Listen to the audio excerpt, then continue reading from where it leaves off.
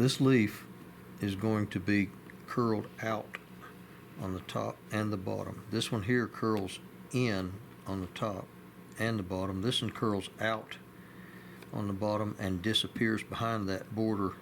This one here is going to be raised, cupped, kind of like my hand is right there, top and bottom. The middle will be hollowed out down. You have to mix them up. They look better if you mix them up. So I just got to get rid of a bunch of the middle of this thing without destroying something else.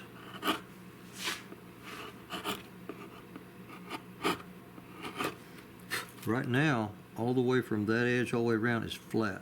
It's the plain surface of the board. I can't leave it that way. It's got to roll and wave just like a normal leaf would. The very tip is going to extend towards me the furthest. So this will drop back a little bit.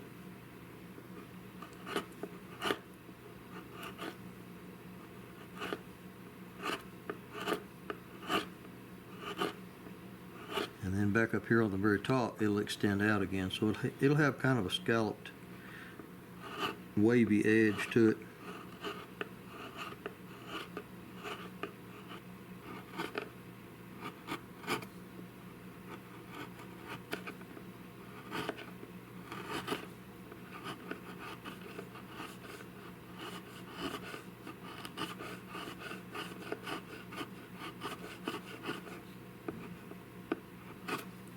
I think I'm going to turn the bottom of this thing, just the last little bit of it, and roll it down. This is up, this will be down.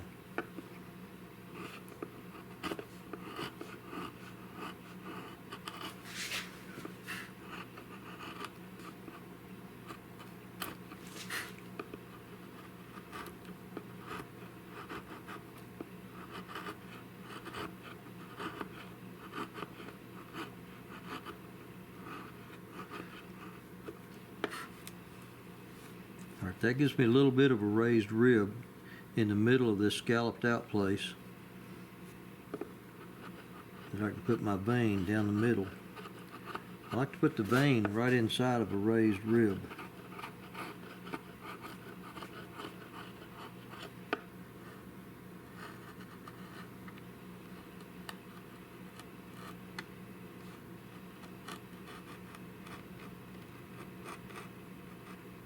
Now, I'm not going to sand all of it now, but I'm just going to sand this one to show you the difference in the sharp edges, and whenever it's rounded over, it gives it a look of wear. Because this needs to look, eventually this needs to look really worn.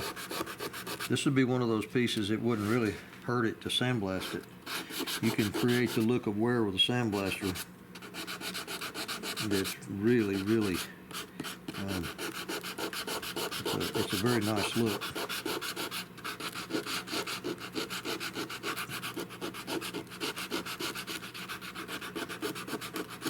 You can also get some serious splinters sanding this old heart pine like this.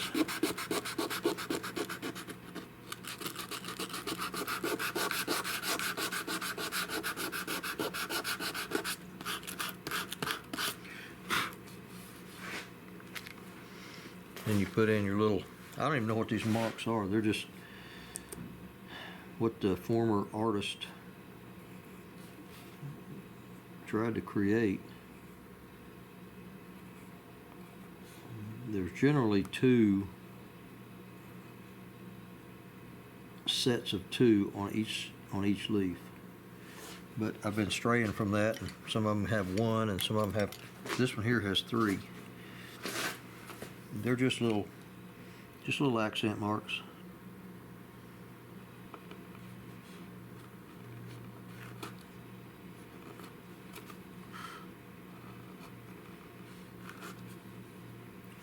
Like that. That's all there is to it.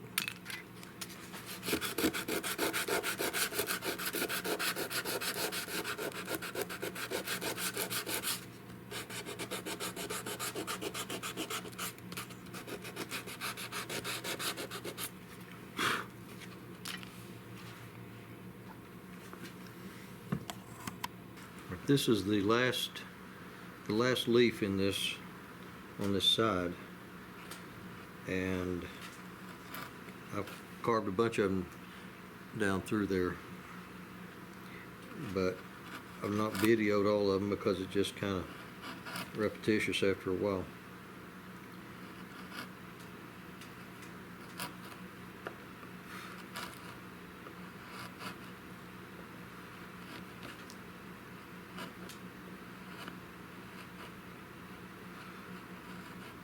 There's actually a half a leaf left right in here, just to tip into one.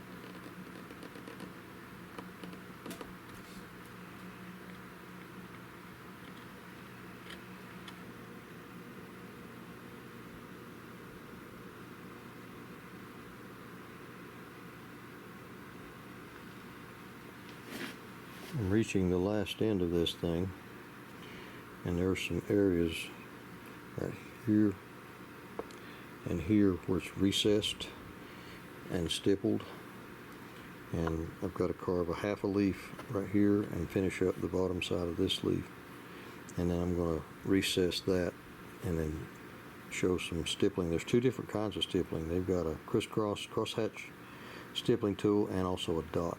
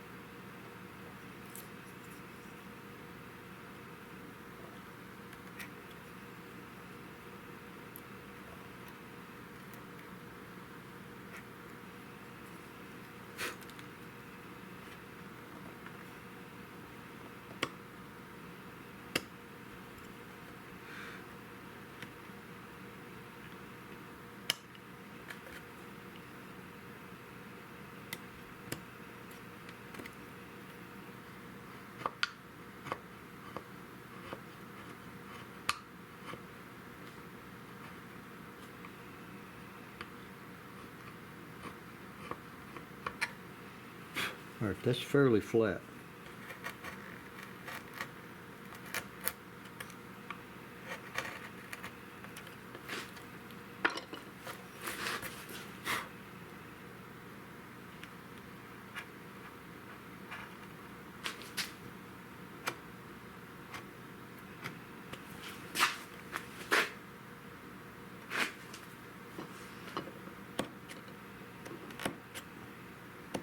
That's some really hard grain right there.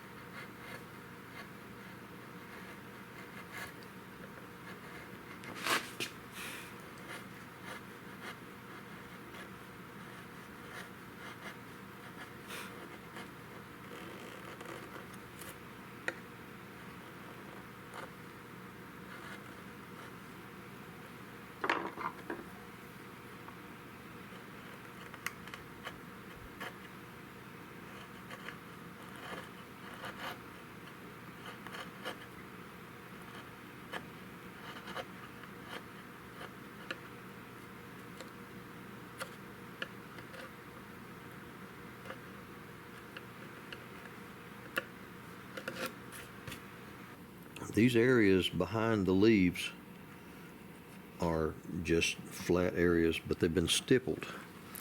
Stippling is just a way of, I don't know, filling up the space, kind of. And these little dots, they're just little pin pricks of something. But there's some little scratch marks, little bitty, rhythmic, little bitty marks. Sorry, having to do this with a camera phone. So I looked around my shop to see what I could recreate those little marks with. And I have some, the little dots are going to be a 16 penny nail. I have some checkering tools that are shaped sort of like that. That's one. This will make some little scratch marks on it. And another one that's pretty good is this little tiny checkering tool right here. So I'm going to just put these in there and just tap around, scratch around, and see if I can recreate that. It's easy to make something with your own DNA. It's a little harder trying to recreate somebody else's ideas for the way things should have been made.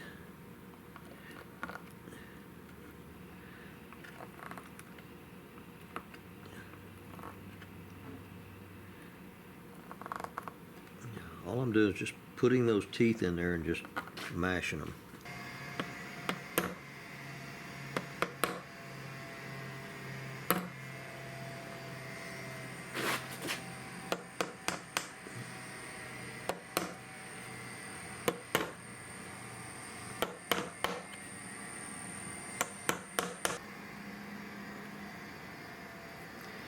That's pretty close.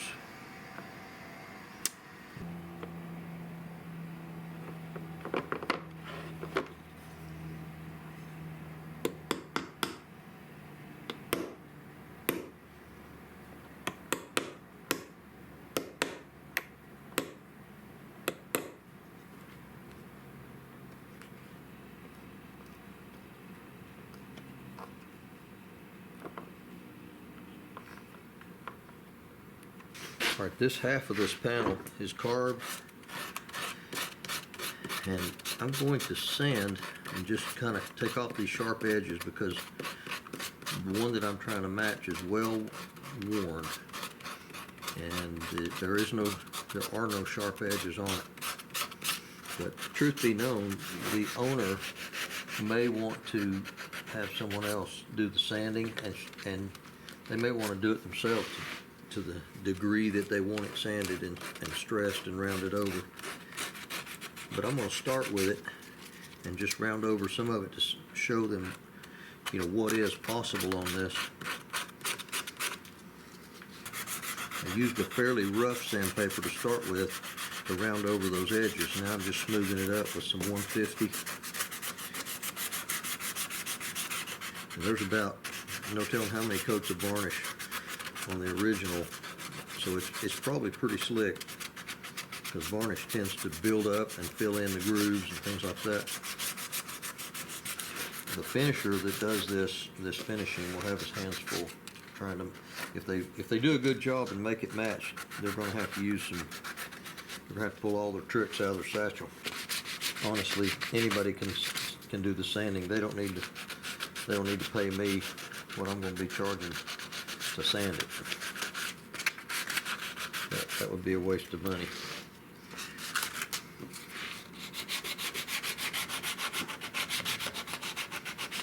But that's what it can look like right there, real nice and smooth over edges and all that. Now I just got to do this other side.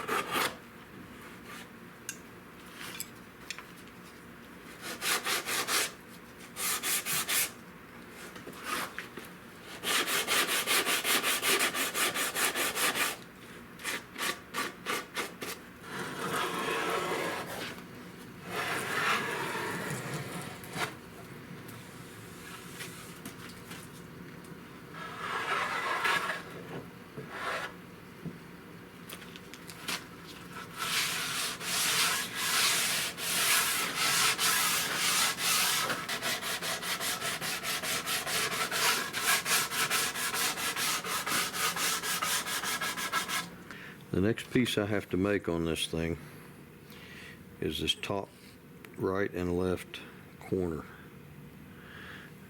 And a close-up of that is right there.